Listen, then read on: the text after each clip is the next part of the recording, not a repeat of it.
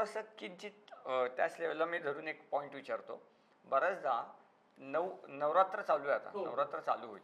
त्या नवरात्राच्या दरम्यान 9 देवीची वेगवेगळी रूपं दाखवली हो, जातात. हो. तर याचा आयकॉनॉग्राफिकल रूपमध्ये आपल्याला कधी मिळत नाही बघायला. नाही पण मिळत. ह्या देवींची म्हणजे आता कुष्मांडा असू देत किंवा चंद्रघंटा भगवती असू देत, सगळे हां, सगळे. तर ह्याच्या कशा स्वरूपात आपल्याला गोष्टी दिसतात किंवा ह्या हा कुठल्या ह्याच्यातनं पहिल्यापासूनच लिटरेचर सोर्सेसमधनं आलेत का याचे रेफरन्सेस?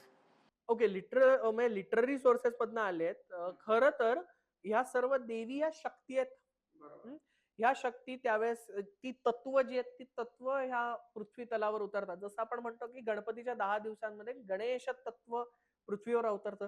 तसंच प्रत्येक रात्री ही तत्व त्या त्या या पृथ्वी तलावर अवतरतात आणि त्या स्वरूपात त्यांची पूजा करायची असते. म्हणून आपल्याकडे रात्री गोंधळ, जागरण जागरण गोंधळ असतो. गोंधळ. भोंडला असेल, हे सगळं रात्री होतं. तर ह्या रात्री त्या देवतांची पूजा करायची असं आपल्याकडे सांगितलं गेलेलं आहे. म्हणून ह्या 9 रात्री आहेत. नवरात्रींच्या त्या रात्री तर तत्व आपल्याकडे येतं असं आपण म्हणतो.